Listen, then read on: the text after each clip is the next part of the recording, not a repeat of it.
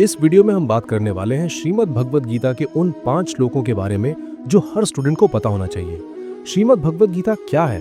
ये एक ऐसा ग्रंथ है जो केवल धार्मिक ग्रंथ नहीं है।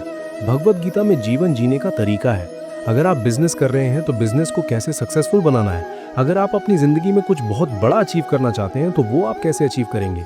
अगर आप एक स्टूडेंट हैं और मन लगा के पढ़ाई करना चाहते हो, पढ़ाई करके अपना नाम रोशन करना चाहते हो, तो आपको भगवद गीता के इन 5 श्लोकों के बारे में जरूर पता होना चाहिए, क्योंकि भगवद गीता श्री कृष्ण के द्वारा बोला गया एक ऐसा अनूठा ज्ञान का खजाना है जिसमें आपके हर प्रश्न के उत्तर है।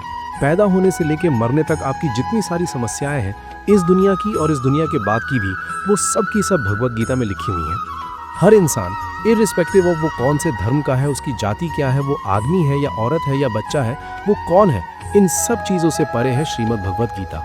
ये वीडियो एक्सक्लूसिवली स्टूडेंट्स के लिए बनाया गया है, लेकिन इससे बेनिफिट हर कोई ले सकता है। अगर आपकी लाइफ में कोई भी ड्रीम है तो आप इस वीडियो को ज़रूर देखें लास्ट तक, ताकि आप बेहतर तरीके से इन सभी सीखों को समझ पाएं। इसलिए मैं आपको एकदम सिंपल हिंदी शब्दों में समझाऊंगा।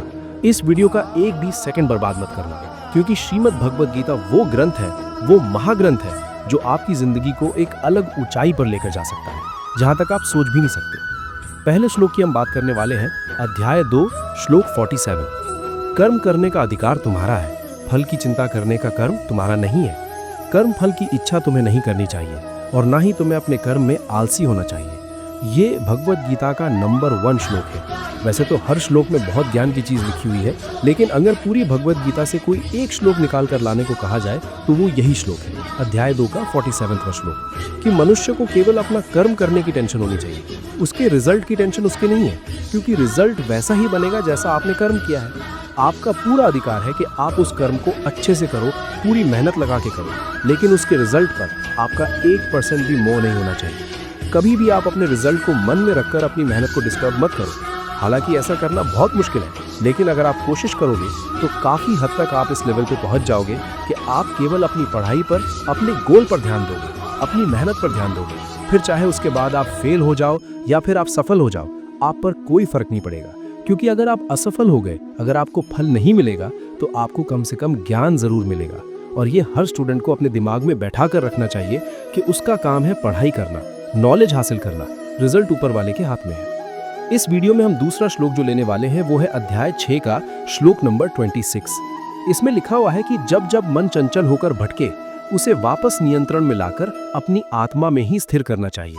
इसका मतलब केवल धार्मिक नहीं है, इस बात का बहुत बड़ा मतलब निकलता है। सिंपल हिंदी में समझाता हूँ आपको कि जब जब आपका मन चंचल होकर भटक रहा है, किसी भी कारण से भटक रहा है, अगर आपका मन आपके कर्म पर नहीं लग रहा है, तो उसे नियंत्रण में लाकर अपनी आत्मा में स्थिर करना चाहिए। इसका मतलब उसको वापस लाकर अपने कर्म में, अपने अंदर ही रखना चाहिए, जो कि मन की प्रकृति है भटकना, मन की प्रकृति है चंचल होना। अगर इस दुनिया में सबसे वोलेटाइल कोई चीज है तो वो है आपका मन। जब आप किताब खोलकर बैठते हो तब क्या विचार आते हैं? अरे यार, मुझे तो वो काम करना था, अरे यार मुझे तो घूमने जाना था, अरे यार पढ़ाई तो बहुत मुश्किल है, इससे अच्छा तो मैं कोई और काम कर लूँ। आपका मन जो है ना, वो आपकी कैपेबिलिटी को नहीं देखने देता। आपकी कैपेबिलिटी पर, आपकी मेहनत पर ध्यान देने से आपको रोकता है आपका मन। लेकिन अगर आपने मन को वश में कर लिया, जो कि भगवद गीता में क्लियर लिखा हुआ है, श्री कृष्ण कहते हैं कि मन ऐसी चीज है जो चंचल है, लेकिन उसको प्रैक्टिस करके अपने वश में लाया जा सकता है। It's possible to control your thoughts. तो अगर आपका मन चंचल होता है पढ़ने के टाइम या अपने गोल पर फोकस करते टाइम, मेहनत करते टाइम, तो आपको प्रैक्टिस करना चाहिए कि उसको आप कंट्रोल कर सको। कंट्रोल करने के बहुत सारे तरीके हैं। चाहे तो आप मेडिटेशन करो, चाहे तो अपनी लाइफ इस हिसाब से मेंटेन करो कि आपको जो ध्यान है वो पूरा पूरा आपके कर्म पर हो, इधर उधर भटके नहीं। इस वीडियो में हम तीसरे श्लोक की बात करने वाले हैं। वो श्लोक है 18वें अध्याय का 45वां श्लोक। उसमें क्या लिखा हुआ है? अपने अपने कर्म में लगे रहकर प्रत्येक व्यक्ति कामयाब होता है। बहुत बड़ी बात है, अपने अपने कर्म में लगे रहकर प्रत्येक व्यक्ति कामयाब होता है। अब इस प्रत्येक व्यक्ति में हर व्यक्ति कवर हो गया। किस जाति का होना चाहिए, किस धर्म का होना चाहिए, आप कब इस वीडियो को सुन रहे हो, इससे कोई फर्क नहीं पड़ता। इसमें क्लियर लिखा हुआ है कि अपने अपने कर्म में अगर लगोगे तो हर इंसान कामयाब हो जाएगा। अपने कर्मों के द्वारा परमात्मा की उपासना करते हुए मनुष्य सिद्धि प्राप्त कर सकता है। ये आप स्पिरिचुअल से भी जोड़ सकते हो, या फिर चाहे तो अपने गोल के साथ में भी इसको जोड़ सकते हो।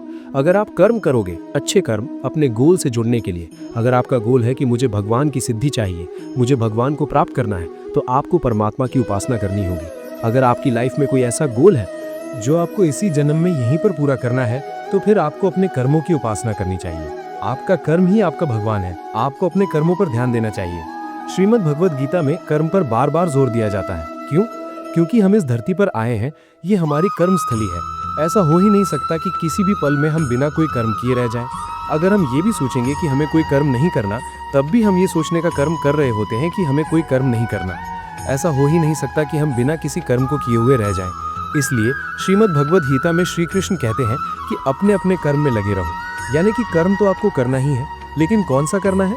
अपना कर्म, जो आपको अपनी मंजिल तक लेकर जाता है। अगर आप स्टूडेंट हो तो आपका कर्म क्या है? स्टडी करना। अगर आप स्टडी करोगे तो क्या होगा? प्रत्येक व्यक्ति कामयाब होता है। प्रत्येक व्यक्ति में आप भी आ गए हो। इस वीडियो में हम चौथे श्लोक की बात करने वाले हैं। वो है अध्याय 6 का 5वां श्लोक। उसमें क्या लिखा हुआ है? ध्यान से सुनो। व्यक्ति को अपने द्वारा ही अपना उद्धार करना चाहिए, ना कि अपने आप को नीचे गिराना चाहिए। दोबारा से सुनो। व्यक्ति को अपने द्वारा ही अपना उद्धार करना चाहिए, ना कि अपने आप को नीचे गिराना चाहिए। भैया कोई नहीं आएगा जो आपका हाथ पकड़कर रहेगा कि ले भाई ये पढ़ ले, इसको याद कर ले, ये भला काम कर ले, मैं तेरे साथ हूँ। कोई नहीं आने वाला। भगवान ने खुद कहा है कि व्यक्ति को अपने द्वारा ही अपना उद्धार करना चाहिए, ना कि अपने आप को नीचे गिराना चाहिए। इसका मतलब है कि आप अपना चाहे जो कर सकते हो।